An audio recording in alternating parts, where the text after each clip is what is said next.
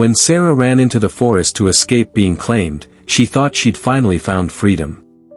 But when the Alpha King himself appeared at her door on a stormy night, everything changed. Bound by fate, torn by fear, their meeting would rewrite destiny itself. Broken Heart, this isn't just a love story, it's a story of courage, freedom, and destiny that refuses to be denied. Fire, watch till the end for the powerful moral that will leave you speechless. The night was louder than silence itself. The rain hammered against the roof like angry drums, and the wind howled through the forest as if mourning a lost soul. Somewhere deep in those woods, a young woman ran barefoot, her breath sharp, her heartbeat louder than thunder. That woman was Sarah, and she was running for her freedom. Every step she took was a cry for escape, escape from the life she never chose. In her village, turning 21 meant something terrifying, it meant being claimed. Every year, the Alpha King scouts would come, marking girls born under the red moon. Once marked, their fate was sealed. They belonged to the pack, or to him. But Sarah was different.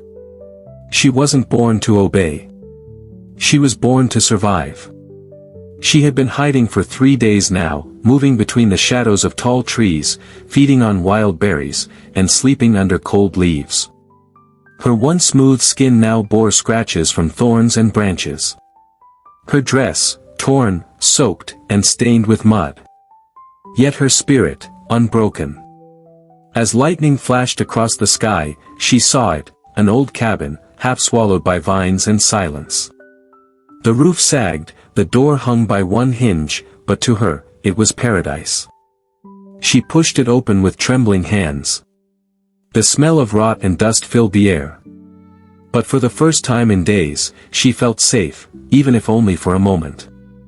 Sarah sank to her knees and wept, not from weakness, but from exhaustion. Her tears fell into her palms, mixing with dirt and rain. She whispered to herself, "They won't find me here, they can't." But deep down, she wasn't sure if she was hiding from the Alpha King, or from the pull she felt whenever she heard his name. Because even in her fear, there was something else, something she couldn't explain.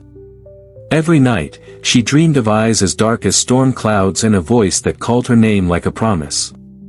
It frightened her, but it also drew her closer. Outside, the forest wasn't quiet anymore. Something, or someone, was moving through it. Slow, deliberate, powerful. The air shifted. The night birds stopped singing. Sarah froze. Her body stiffened. The cabin suddenly felt too small, too open, too exposed. She crept to the broken window and peeked outside. Nothing. Just darkness and the restless dance of trees. She tried to convince herself it was only her mind playing tricks. But then, she heard it. A low growl. Deep. Controlled. Dangerous. Her blood turned cold. Wolves. They had found her. She backed away from the window, her bare feet making soft sounds against the wooden floor. Her breath grew shallow, her chest rising and falling rapidly. Then came the sound that made her knees weaken, footsteps. Heavy. Confident. Unhurried. Whoever it was, wasn't just passing by. They were coming for her. Sarah's heart thudded so loud she thought it would give her away. She grabbed the nearest thing, an old rusted lamp, and clutched it like a weapon. The doorknob turned slowly. Once. Twice. Then it stopped. Silence. Then, a voice. Low, rough, and calm. Even without seeing him, she knew who it was. The Alpha King. His presence filled the air, thick and suffocating. It was as if the wind itself bowed to him. Sarah pressed her back to the wall, shaking. She thought she had escaped destiny, but destiny had found her. In that single breath, she understood something: you can run from the world, from people, even from fate, but not from the one whose soul is tied to yours. That night, in the heart of the storm, the hunted and the hunter met. But what neither of them knew was that this meeting would rewrite the laws of their world. Because sometimes, love doesn't knock, it breaks the door open. The wooden door creaked as the storm raged outside, its hinges groaning under the weight of the wind. Sarah stood frozen, her fingers gripping the rusted lamp so tightly her knuckles turned white. She could feel his presence even before the door moved, powerful, consuming, ancient. Then, the latch gave way. The door swung open, and a gust of rain-filled air burst into the cabin.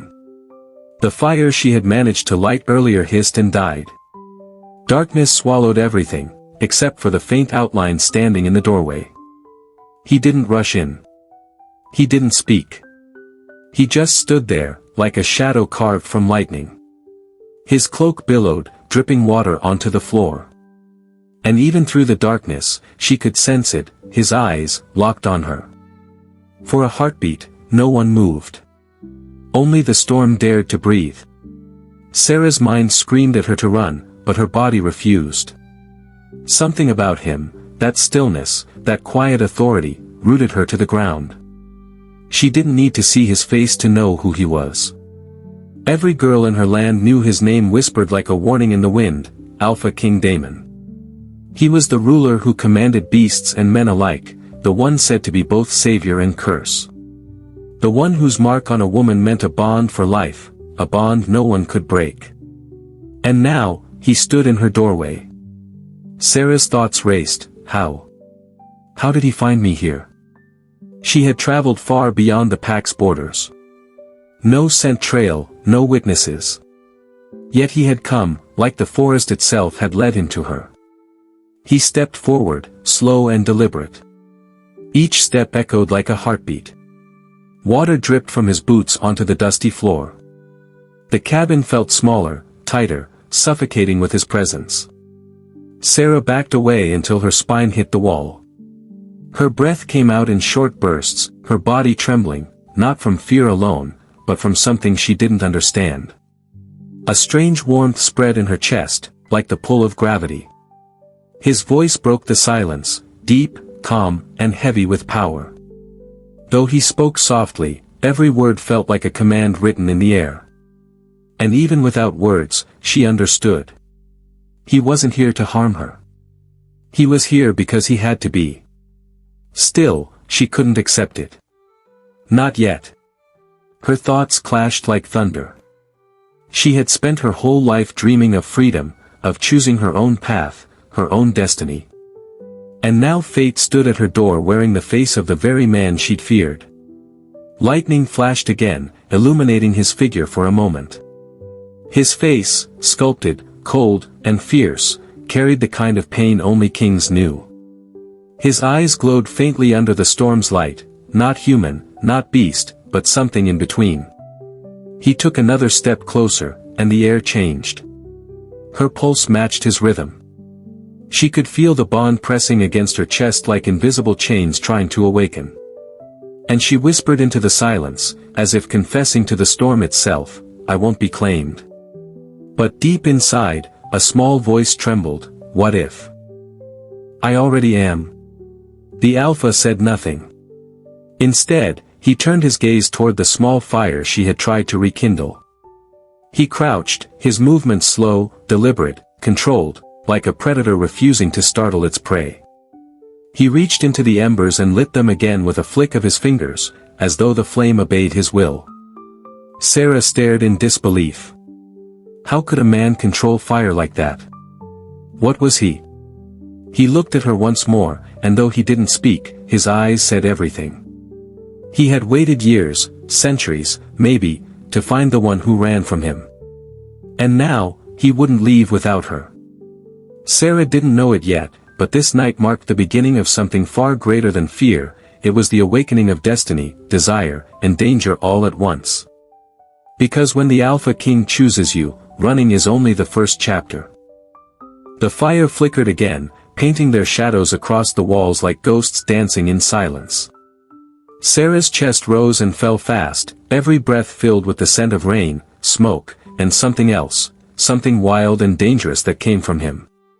The Alpha King stood quietly by the flames, the dim light softening his edges, revealing scars across his forearm, old, deep ones, like reminders of battles that were never truly over. He looked less like a king, and more like a man burdened by power he never asked for. Sarah tried not to look at him, but her eyes betrayed her. She studied his movements, the way his fingers grazed the fire, the way his shoulders rose and fell slowly, like someone holding back an ocean. He hadn't spoken a word since entering the cabin. Not one. And that silence was heavier than any roar. Her mind raced, if I stay silent too, maybe he'll leave. Maybe this isn't real. But the air told a different story. It vibrated with something ancient, something binding. She could almost feel a pulse between them, invisible but alive, like the forest itself was breathing with them. Sarah closed her eyes and remembered home. The way her grandmother used to tell stories by the river, stories of how every alpha was bound to one soul in the world, a bond forged by moonlight and sealed by fate. But she had always laughed it off. Fate? Bonds? Just tales to scare girls into obedience. Now, she wasn't laughing. She could feel the truth standing inches away from her. The storm outside began to calm, replaced by the steady rhythm of droplets on the roof. Sarah dared to speak at last, her voice trembling even though no one had asked her a question. She whispered to herself more than to him, words carried by fear, pride, and something she refused to name. You think because you're the Alpha King, you can just take whatever you want. Her words hung in the air like smoke. The Alpha turned his head slightly. His eyes glowed faintly again, not with anger, but something unreadable. The fire cracked between them, and for a moment, Sarah saw something raw in his expression. It wasn't hunger. It wasn't power. It was pain. He looked at her the way a man looks at something he's lost before, something precious, fragile, and familiar. And that terrified her more than any growl. She stepped back instinctively, knocking over an old stool. The noise echoed through the cabin, and her heartbeat grew louder. She wanted to run, but her legs wouldn't move. It wasn't fear that rooted her now, it was confusion. How could a man like him, a king feared by all, look so broken, so haunted? The wind sighed through the cracks of the window. He finally spoke, his voice deep, slow, and steady, like it came from another lifetime. Though his words were few, they carried weight. Enough to silence the forest outside. Enough to freeze her where she stood. And in that moment, she realized something: he hadn't come to claim her out of greed or power. He had come because he was bound. Bound by something older than either of them. The look in his eyes wasn't that of a conqueror finding his prize, it was that of a lost soul finding home. Sarah swallowed hard. Every part of her screamed to keep her distance, but something in her heart cracked open. For the first time, she wondered, what if fate wasn't her enemy? What if it was trying to protect her? The Alpha's gaze softened for the briefest second before hardening again. He turned toward the door, rainwater dripping from his cloak. He didn't leave, but he didn't move closer either. Instead, he spoke, quietly, but with the kind of voice that made the walls tremble. What he said next changed everything. Because sometimes, it isn't love that finds you, it's the truth you've been running from. The night had finally settled into a quiet hum, but inside the cabin, silence screamed louder than thunder. The firelight painted golden ripples across the Alpha King's face, a mixture of strength, mystery, and pain. Sarah's fingers trembled as she rubbed her palms together, trying to chase away the cold that had nothing to do with the weather. Then, he spoke again. His voice was calm, deep, the kind that could command armies, but tonight it carried something softer, something almost human. You shouldn't have run. Just 4 words. But they hit her like a blade. Sarah's chest tightened. He said it not like a threat, but like a confession. She wanted to answer, to tell him she wasn't a thing to be claimed, that her life was her own, but the words tangled in her throat. All she could manage was a whisper, you shouldn't have come. The moment stretched. The fire popped. Outside, the forest whispered secrets only wolves could hear. The alpha took one step closer. The air changed. He wasn't rushing her, wasn't forcing her, but his presence demanded to be felt. It was like standing too close to a storm, knowing one wrong move could draw lightning. Sarah looked up, meeting his gaze for the first time. His eyes were not cruel. They were dark, steady, searching, as though trying to find something he had lost a long time ago. He said softly, "Do you even know what you are running from?" The question hung in the air, thick and dangerous. Sarah wanted to shout that she was running from him, from being marked, from becoming another forgotten name in the Alpha's palace, a woman tied to a man she never chose. But deep inside, she wasn't sure that was true anymore. Because every time she looked at him, her heart betrayed her. It wasn't fear alone. It was recognition, a feeling she couldn't explain, like remembering a dream she was never meant to forget. She turned away, hugging herself tightly. Her voice cracked when she finally spoke. "You think fate gives you the right to own me? To find me, to cage me, just because the moon said so?" He didn't answer immediately. Instead, he walked to the window and stared out into the forest. The moonlight carved his profile, sharp jaw, strong neck, and the faint glow in his eyes. Then, quietly, he said, "It's not about ownership, Sarah. It's about balance. The bond doesn't take, it completes." Sarah's breath caught in her throat. The way he said her name, it rolled off his tongue like a memory. Like he had said it 1,000 times before. But she refused to let her heart melt. She clenched her fists, grounding herself. "Maybe you believe that, but I don't. I won't." He turned to face her again, his expression unreadable. For a long time, neither of them spoke. The fire crackled, the wind sighed through the cracks, and between them, something invisible shifted. Then, suddenly, he winced. A flicker of pain crossed his face. His hand gripped the side of the table as if the earth had tilted. Beneath him. Sarah stepped forward instinctively, forgetting her fear. "What's wrong?" she almost said, but stopped herself. He straightened slowly, his eyes glowing brighter now. "The bond," he murmured under his breath. "It reacts when you're afraid." Sarah's heart skipped. He was feeling what she felt. Her fear, her confusion, her heartbeat was echoing in him. And for the first time, she realized, this wasn't one-sided. He wasn't chasing her for power. He was chasing her because their souls were already intertwined. But that truth only made everything more dangerous. Because if their fates were tied, then hurting one, meant destroying both. The fire flared suddenly, taller and wilder. Sarah stumbled back, startled, and in the orange glow, she saw something else in his eyes, sorrow, longing, and a promise she didn't yet understand. That night, she didn't sleep. And neither did he. Because some destinies don't begin with love, they begin with resistance. The fire had burned low, leaving behind a dim orange glow that clung to the cabin walls like old memories. Sarah sat curled in one corner, her knees drawn to her chest. She could hear the Alpha's slow breathing on the other side of the room, steady, controlled, too calm for someone who had just chased a woman through a storm. He hadn't moved or spoken since that strange moment when their connection pulsed between them. Sarah could still feel it, faint but alive, a thread tugging softly inside her chest whenever she looked his way. She hated that feeling. She hated that part of her didn't want it to stop. Outside, the rain had ended, but mist rolled through the forest, thick and silver under the moonlight. The night was eerily still. Even the wolves had gone silent, as if holding their breath. Sarah's thoughts refused to rest. What did he mean by, "the bond reacts when you're afraid"? She wanted to believe it was a trick, another Alpha's way of control, but deep down, she knew better. Something inside her had shifted since the night he found her.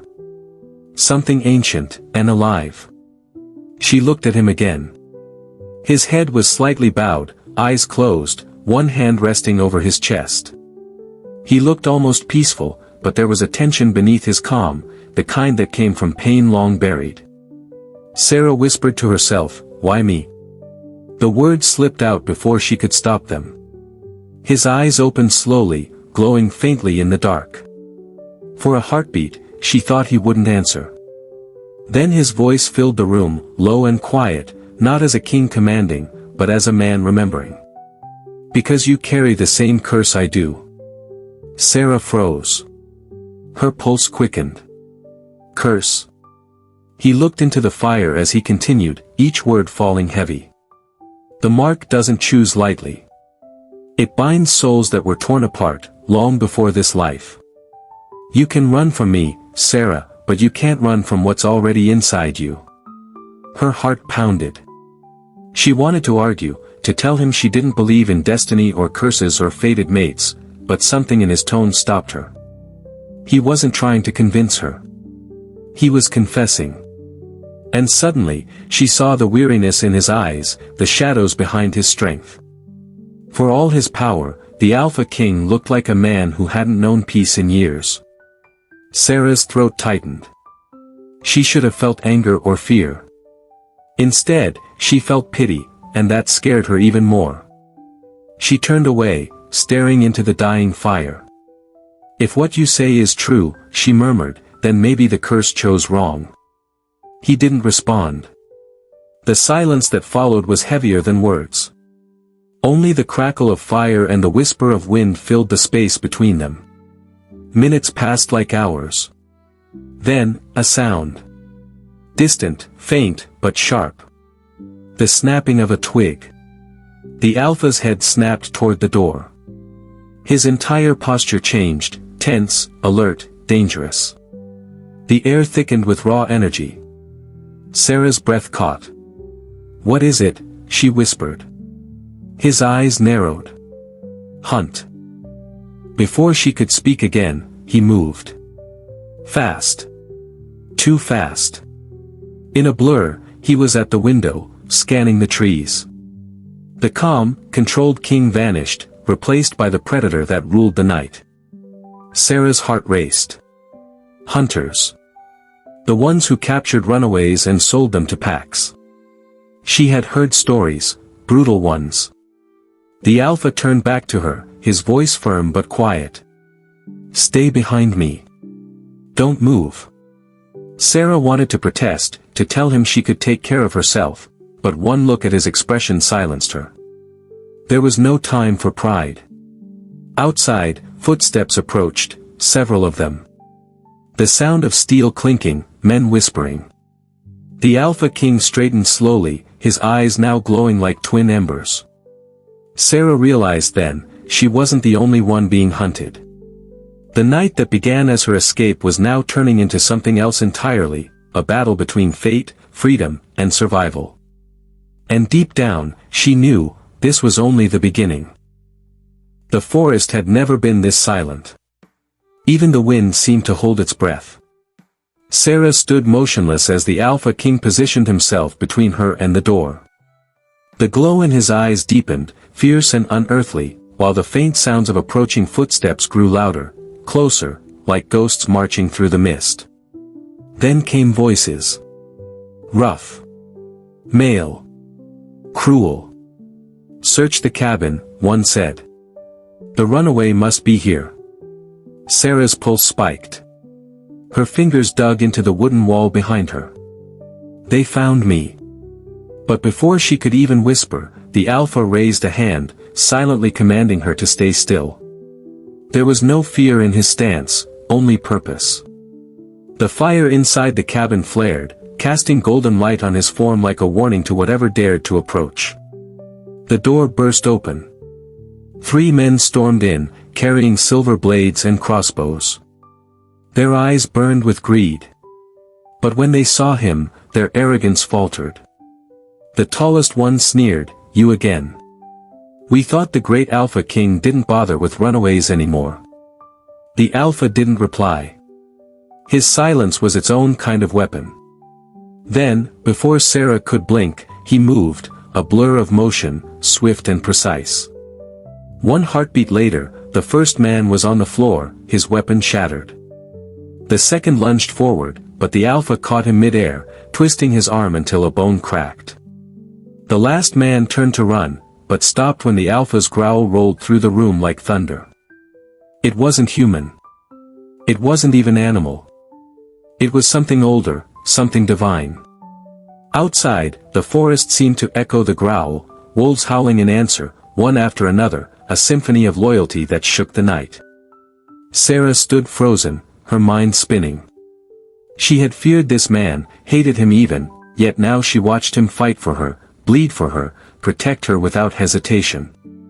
When it was over, the hunters lay unconscious. The Alpha's breathing was heavy, his chest rising and falling like the waves of a storm-tossed sea. A thin cut marked his arm, glowing faintly as if silver still burned in his skin. Sarah stepped forward without thinking. She tore a strip from her dress and pressed it against the wound. "You're hurt," she whispered. He looked down at her hand, then at her face. For the first time that night, he smiled, faintly, tiredly, but real. "I've had worse." Her eyes softened. "Why risk your life for me?" His answer came like a truth she wasn't ready for. "Because you are my life." Her breath caught. The words hit something deep inside her, something that had been stirring since the night he found her. And in that moment, she understood. Fate wasn't punishment. It wasn't control. It was connection, the kind that no distance, no fear, and no storm could break. The fire dimmed. The mist outside began to fade. The night, once violent and wild, softened into silence again. Sarah looked toward the forest, the path she once took to run. For the first time, it didn't call to her. Because freedom wasn't about running, it was about finding the one place your soul could rest. The Alpha turned to her, his voice low. "You're not my prisoner, Sarah. You're my equal. You always have been." Her heart finally eased. The fear that once chained her now melted into something warmer, trust. As dawn touched the horizon, Sarah stepped out of the cabin beside him. The forest no longer felt threatening. It felt alive. They walked together, the runaway and the ruler, the hunted and the hunter, two souls once torn apart, now whole again. And though their journey was far from over, one truth became clear.